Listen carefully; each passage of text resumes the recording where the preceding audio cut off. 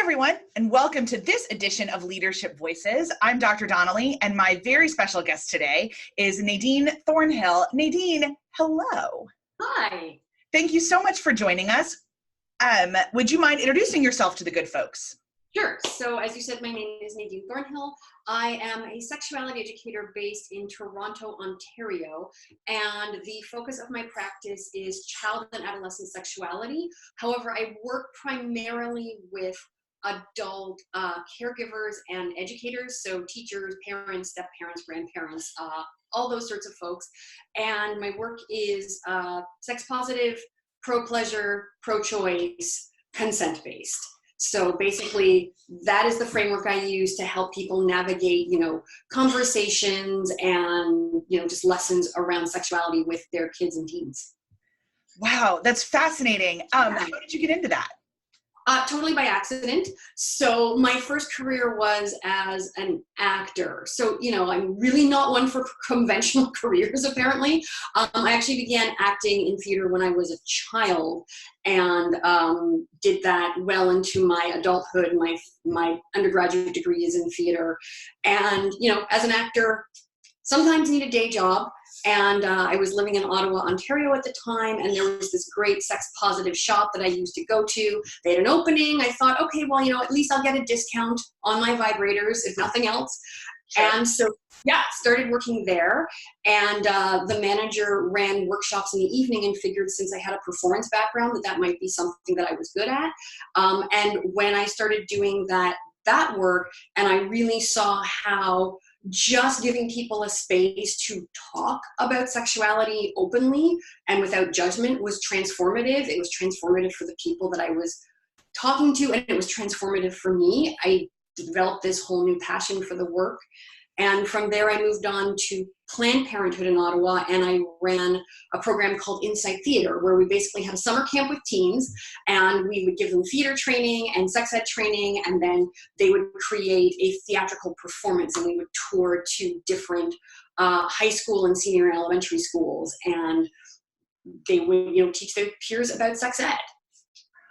Yeah. So fascinating. Some of our viewers may not know that one of the things that Nadine and I bonded over is that my first job out of college was actually as a sexual health educator.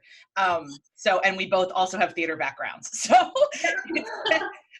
so this is really cool for me. So I would imagine as some of our folks were listening to your intro, they're like, what the heck does this have to do with leadership?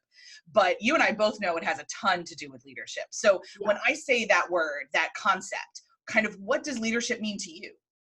So for me and my job, I would say 90% of it boils down to two things. And one is just assuring people that the feelings, the desires, the boundaries that they have around sexuality, that those things are well within the range of normal. And there's such a large spectrum of human sexual behavior. And so it's really just being like, yeah, you're okay. There's nothing wrong with you. There's nothing wrong with the feelings you're having. There's nothing wrong with the desires that you're having. There's nothing wrong with the insecurities you're having. That's all sort of part of human sexuality. And then the other part of leadership for me is just sort of giving people a model for how to have these conversations, particularly with younger people and kids, because we live in a society that historically has been very sex negative and treats sexuality as something that is inherently dangerous and scary. And then as parents, your instinct is you want to protect your children. Right. And so you have this in particular because you think, I don't want to expose my children to something dangerous. And so for me, part of leadership is, here, it's not dangerous. It's okay. Through some of this anxiety. Here's how you can have the conversation, even if you are a bundle of anxiety, because most of us are, including me. This is what I do for a living. And, several times a week, I'm like, oh my gosh, why can't I do this with my own child? Like, why am I freaking out? Yeah. Well, so it sounds like in your work, leadership is a whole lot about holding space. Yeah. And listening. Yeah. Would that be fair? Okay. That would be fair, yeah. And I think letting people know that, in my experience, it's we are. And that can be a real journey. And sexuality is, I think, an area where for a lot of us, you know, we have so many messages about how we're supposed to be and who we're supposed to be as sexual beings. Yeah. And that doesn't often, it's not often congruent with who we actually are authentically. Yeah. And so, you know, it's helping people, get to a place where they can say, yeah, I'm going to let myself be who I am sexually. And then also, I think if we can get people when they're young and avoid putting as many of those damaging messages in their head as we can, then they may not have to go through the same struggles when they're older and actually engaging, in the world as a sexual being. Yeah. And understanding that all of our entities are connected. Like yes. Therapeutically, one of the phrases I always use is normal is just a setting on a tumble dryer, so there's just a socially constructed normal. So any normal is able to be shifted as necessary. And when we're getting a little bit better, I think, as a society at understanding that our bodies and our brains are connected in terms of like trauma and mental health. And like, well, if you're having a really bad anxiety day, that probably means you're going to be really nauseous, or like you're going to have really terrible diarrhea or something like that. But we're still forgetting the sexual entity of it all. And I think so much of that is that we're still focused on sexuality as a primarily procreative tool. And that doesn't encapsulate the entire human experience. And so I think this is really fascinating that this is kind of the direction we're getting to go a little bit now. Yeah, it's fantastic. And I love, here in Ontario, we had a very robust, comprehensive sex ed program in our public school system, which was pulled back recently.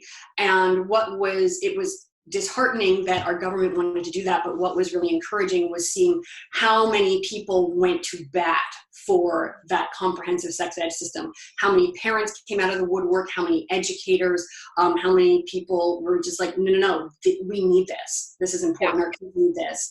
And you're harming them by denying them this information. And that was great to see. Yeah. And the motto of the organization I worked for was informed choice.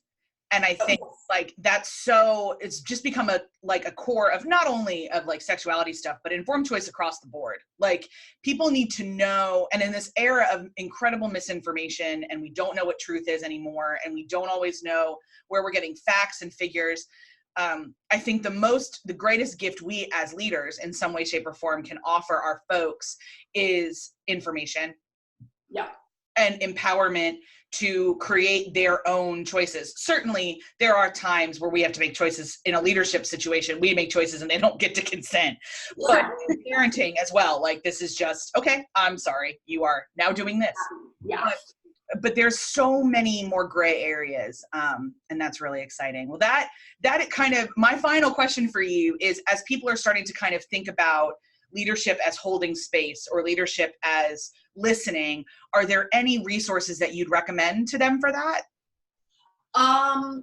Yes. So I'm just a big fan of Brené Brown, and everything she writes is, yeah, we refer to her as Saint Brené. So yeah, absolutely.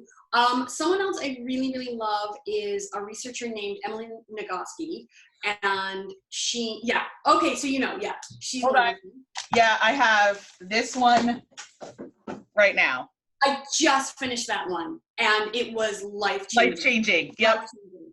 Highly recommend that one. I also highly recommend her first book, Come As You Are. Yep. Which is focused more on sexuality specifically. And what I love about her work is that it's all research-based, but presented in a way that is so accessible, so you don't have to have an academic background. Not at all.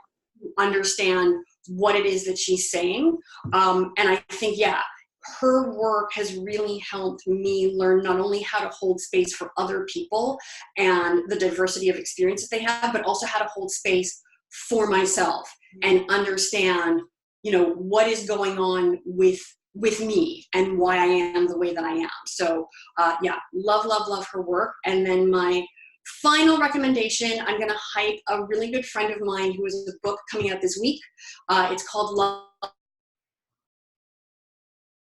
Lives, her family that seemed very conventional at first. You know, it seemed like mom, dad, 3 boys, until one of her children and her wife both came out as trans. And how, you know, her family being brave enough to, you know, speak their truth and live as who they were authentically actually healed their family. And how, you know, what looked like the perfect family before was a family who was really struggling, and now this very unconventional looking family is much closer in term, you know, emotionally to what we might think of as a perfect family. It's a beautiful story. Oh, can you say the title again? Because my internet cut out a little. Okay, it's called Love Lives Here. Love Lives Here, and we'll put a link in the show notes to make sure that everybody knows where that is. And we're recording this at the end of July, so when this goes up, whenever you see this, the book will be out. So don't hesitate to buy it. So Nadine, I want to thank you so much for joining us. Is there anything else that you'd like to say in closing to our folks before we say goodbye? I just want to say, you know, wherever you are, wherever you're at in your life, it's all good. And yeah, you know, if anyone wants to, you know, chat with me or connect, I would love to. I work with people all over the world. So yeah, get in touch. Yeah, and all of Nadine's contact information will be in the show notes below. So Nadine, thank you so much for your time. It has been a joy. Oh, thank you so much for having me. Okay, guys, we'll see you on the next Leadership Voices. Bye.